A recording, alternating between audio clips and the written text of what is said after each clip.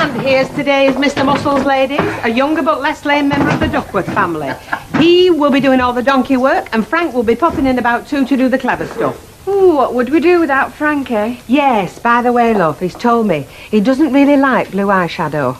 Well, not to worry. I've got my silver glitter in my bag. Come on, you, yard, move. Buzz off, Curly. I'm working here this morning. You can't. Why? We're not exactly inundated with work of our own, are we? We've got an ad in, though, haven't we, advertising our availability. You can't be available if you're in here. It's lax and it's unprofessional. You do the bins, don't you? In my spare time, yeah. Over, jump to it, Terry, lad, please. Wouldn't I just love to do that, darling? Sleeping partner. Gloria, get the mats out. Betty, me and you'll get a brew going, shall we? 1, 2, 1, 2.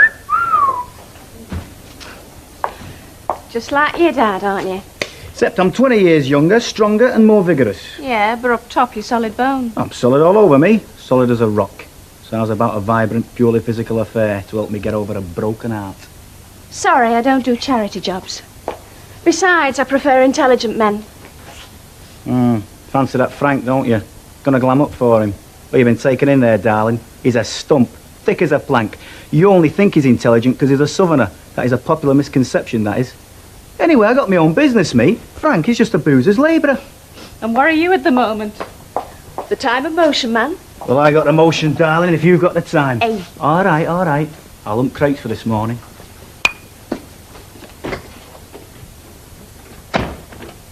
There you go, love. Oh, and thanks again. And I'm sorry things didn't work out how you planned. How do you mean? Glorious, Gloria. No fun and games in the cellar. What a pity. Do you know, you could have provided me with a string of little pot men. You want to stop sneering better? I might tell you the reason why we didn't make out. Well, go on then. Because she fancies the shreddies off your Frank, doesn't she? He's not my Frank. Well, whoever's Frank he is, then.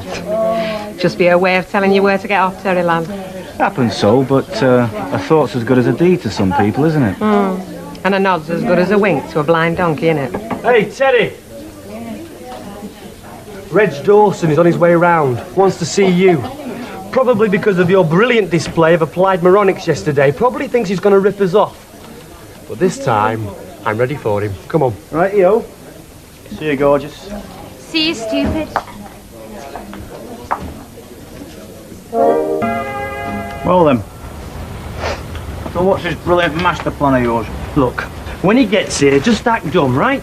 It shouldn't be difficult. Leave all the talking to me, because while you've been drooling, I've been reading, I have. No, have you? I'll thrill him for you. Well, listen, if you're not going to let me join in, I might as well get back to the Rovers, man. No, Teddy, you've got to stay so he thinks I'm in charge. It'll unsettle him because he dealt mainly with you yesterday. He thinks he's going to pop in here and make a killing, but I've got inside information. And someone's coming. It's him. I'm in charge. Okay, agree. I'm stum. Afternoon, lads. Made pals, have you? Yeah. Indeed we have, Mr. Dawson. And you'll be glad to know that Terry here has decided to leave all the financial transactioning to me. Now, we're very pleased that you seem fit to come round and see us I've again. been thinking about this old clock.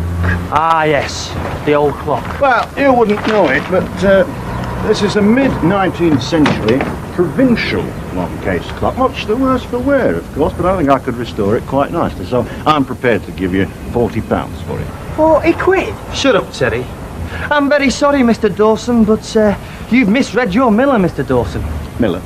Miller's Antique Price Guide.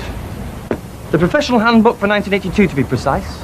Am I right in divining that you spent the greater part of yesterday evening with your nose in the aforesaid catalogue? You ought to go on the stage, lad. You read it up in the reference library, didn't you? So did I. And I'm very chatty with the assistant librarian, and she told me that someone else had shown a great deal of interest in the section on clocks, and she described you. Now, as you quite rightly point out, this is indeed a genuine mid-19th century provincial long-case clock, with 8-day aperture, striking movement, moon phases, and day aperture. But what you have failed to notice is engraved upon the intricate embellishment of the brass plate is the dial has been signed S. Collier of Eccles. You're right. Therefore, according to the trusty Miller again, I couldn't realistically let it go for, say, less than £200. £200? 200 nigger? You know as well as I do, Mr. Dawson, that when it's restored, it'll have a retail value well in excess of £350. Hang on, Curly, why don't we do it up and sell it ourselves? Because, Terence, who's going to give us 350 quid plus for anything? He's got all the contacts, hasn't he?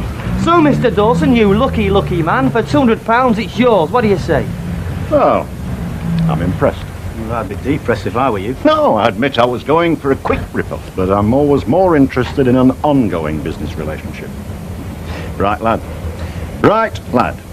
£200 it is, then. Cash. Ooh, you are a bright lad, aren't you? All right, then.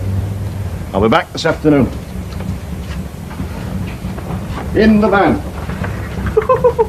There you go. 50-50. You made 100 quid by keeping your gob shut. Yeah, but hang on, Curly. We're not going to pull a stunt like that every day, are we? It's muscles that's going to keep us ticking over, mate. I've got them and all, me. Come on, then. Prove it. 50 press-ups now. You know. 1, 2.